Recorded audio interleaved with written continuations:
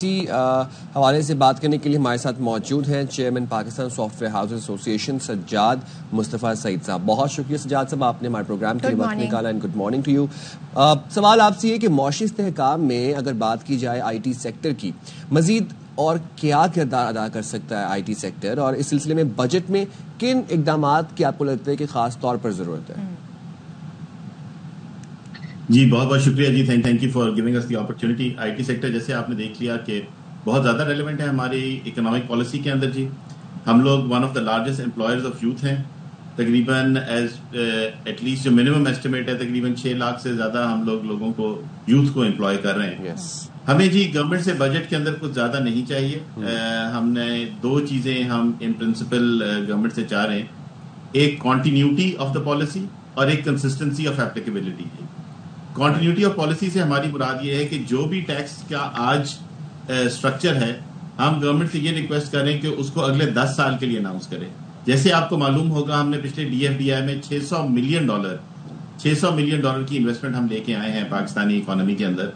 سو ہم یہ چاہ رہے ہیں کہ وہ جو انویسٹمنٹ آئی ہے, فورن ڈائریکٹ انویسٹمنٹ آئی ہے, وہ ایک ٹیکس پالیسی کے تحت آئی ہے. سو ہماری گورنمنٹ سے یہ ریکویسٹ ہے کہ ایگزسٹنگ ٹیکس پالیسی کو نیگیٹو امپیکٹ نہ کریں, بیکاز اگر کی تو آئی ٹی کے اندر ان like machinery and textiles and others جہاں پہ موو کرنا بہت مشکل ہوتا ہے, آئی ٹی انڈسٹری کے اندر موو کرنا بہت آسان ہوتا ہے, تو کیپٹل ہم سے چلا جائے گا جو اس وقت پاکستان میں کمیٹڈ ہے. ٹھیک ہے. دوسری ہماری ایک بہت پیکیولر ٹیکسیشن پالیسی ہے جی, جس میں ہماری کمپنیز کو, پاکستانی کمپنیز کو, پاکستانی لوگوں کو امپلوائے کرنا 30% مہنگا پڑتا ہے compare to our global competitors. اچھا. سو اگر ایک انڈین کمپنی پاکستانی کمپیوٹر سائنٹسٹ کو ہائر کرے تو اسے 30% سستا پڑتا ہے, اور ایک پاکستانی کمپنی پاکستانی کو ہائر کرے تو تھوڑا اسے ایلیبریٹ کیجیے گا. کیوں سر؟ اس کی وجہ یہ ہے کہ آپ نے دیکھا ہوگا کہ ہمارے یہاں payroll taxes at higher ends of the employment, جہاں پہ مینجمنٹ آ جاتی ہے, وہ تقریباً 30% ہوتے ہیں.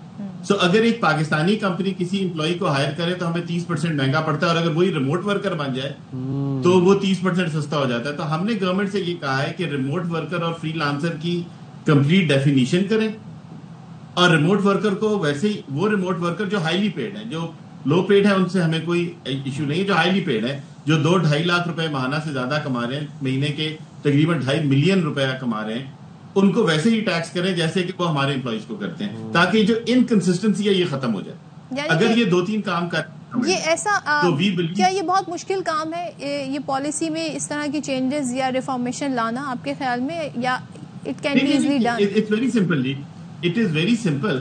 ایک تو اس سے ٹیکس بیس بھی بڑھے گی, دوسرا یہ سارا کچھ کیونکہ ساری ہماری ریمیٹنس اسٹیٹ بینک کے تھرو ہوتی ہے, سو بڑے ایزیلی ٹریک کر سکتے ہیں کہ کون سے لوگ ہیں جو سال کے 2.5 ملین روپے سے زیادہ کما رہے ہیں, جو 25-30 لاکھ روپیہ 25 لاکھ روپیہ سال کا کما رہے ہیں, ان کو ویسے ہی ٹیکس کرنا چاہیے جیسے آپ پاکستان میں 25 لاکھ روپے کماتے ہیں. سو ہمیں جو لو اینڈ آف دا رنگ ہے, اور 90% فری لانسر جو ہیں وہ تقریباً 50-60 ہزار $70,200 کے قریب کماتے ہیں سال کا, 90%. سو ان سے تو we have absolutely no issue. جو ریموٹ ورکر ہے which is an employee of a foreign company operating out of Pakistan, اس کے اوپر ہمارے خیال میں ویسے ہی ٹیکس کرنا چاہیے جیسے ایک پاکستانی کمپنی کو ٹیکس کرتے ہیں. ادروائز ہماری کمپنیز جو ہے وہ ان کمپیٹیٹو ہو جائیں گی ایٹ اے گلوبل لیول, اور یہ جو ہم گروتھ دیکھ رہے ہیں یہ گروتھ ہماری تقریباً 0 ہو جائے گی. اچھا, یہ بھی بتائیے گا ذرا چیئرمین صاحب کہ آئی ٹی انڈسٹری کے اب اگر فارن کرنسی ریونیو کی نقل و حرکت میں کن مسائل کا سامنا ہے آپ لوگوں کو, اور اسے کیسے بہتر بنایا جا سکتا ہے؟ جی یہ ہماری ایک ریکویسٹ ہے گورنمنٹ کے ساتھ. ہمارے ہاں جی ریپیٹریشن آف کیپٹل جو ہے وہ بہت مشکل ہے. سو ہم یہ چاہ رہے ہیں کہ اچھا آئی ٹی انڈسٹری کے اندر ہوتا یہ ہے سر کہ وی ہیو ٹو, کیونکہ یہ کریٹیکل پروجیکٹس ہوتے ہیں, اگر ہم بڑے پروجیکٹس کے اندر گلوبلی $100 ملین $200 ملین کے پروجیکٹس پہ پاکستان سے باہر بڈ کریں تو ہمیں وہاں پہ ریکوائر کرتی ہیں کمپنیز کہ آپ وہاں پہ اپنا دفتر کھولیں. ہمارے ہاں اس وقت پاکستان میں ڈالر لانا تو بہت آسان ہے, پاکستان سے اپنے ہی کمائے ہوئے ڈالر, یہ ہم یہ نہیں کہہ رہے کہ مارکیٹ یا اسٹیٹ بینک سے خریدیں, ہم جو اپنے ہی ڈالر لے کے آتے ہیں, جو ہماری انڈسٹری ہی ایکسپورٹ کر کے ڈالر کماتی ہے, اپنے ہی ڈالر ہمیں باہر لے کے جانا بہت مشکل ہے. سو ہماری گورنمنٹ سے یہ ریکویسٹ ہے کہ وہ پروسیس کو آسان بنائیں تاکہ ود ان 24 آورس ہماری وہ ریمیٹنسز ہو سکیں, اور ہمیں اجازت دی جائے کہ جتنے ہم نے ڈالر کمائے ہیں اتنے ہی ڈالر ہم باہر لے کے جا سکیں. اچھا. اور ہم سے اس کا لیجیٹیمیٹ کر لیں. ہمیں ڈالرز باہر لے جانے ہوتے ہیں تاکہ ہم انویسٹ کر سکیں, اپنے لوگوں کو تنخواہیں دے سکیں اور مزید اپنے بزنس کو بڑھا سکیں. تو اس سے اب ہماری بزنس جو ہے اس کی growth is going to get impacted اگر یہ ہمیں اجازت نہ دی گئی. ایک چیز اور بتائیے گا, میں تھوڑا سا سمجھنا چاہ رہی ہوں اور ہوپ فلی میں اپنا سوال بھی آپ کو سمجھا سکوں. جو ہمارے فری لانسرز ہیں اکثر و بیشتر وہ شکایات کرتے نظر آتے ہیں کہ ان کو جو اماؤنٹ ٹرانسفر ہونا ہوتا ہے, جو بھی ان کی خدمات ہیں, وہ بڑا مشکل اور بڑا چیلنجنگ ایک فیز ہوتا ہے. کیا باقی ریسٹ آف دا کنٹریز, اگر ہم اپنی اس ریجن کی بات کر لیں, وہاں بھی ایسے ہی ہے؟ کیا اس میں کچھ بہتری ہو سکتی ہے؟ جی ایبسلیوٹلی. ایک تو نہ صرف وہ پروسیس مشکل ہے بلکہ وہ پروسیس ایکسپینسو بھی بہت ہے.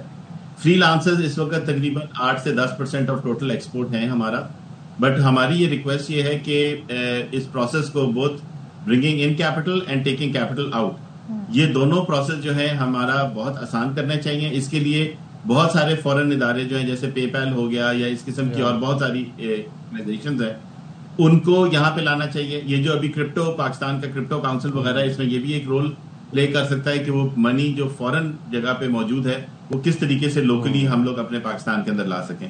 اس وقت لوگوں کے لیے پیسے لانا بہت ایکسپینسو بھی ہے because there very high transaction charges جو انٹرنیشنل بینک چارج کرتے ہیں, اور ڈیفیکلٹ بھی ہے, it takes a lot of time. ٹھیک ہے, اور یہ پروسیس آسان.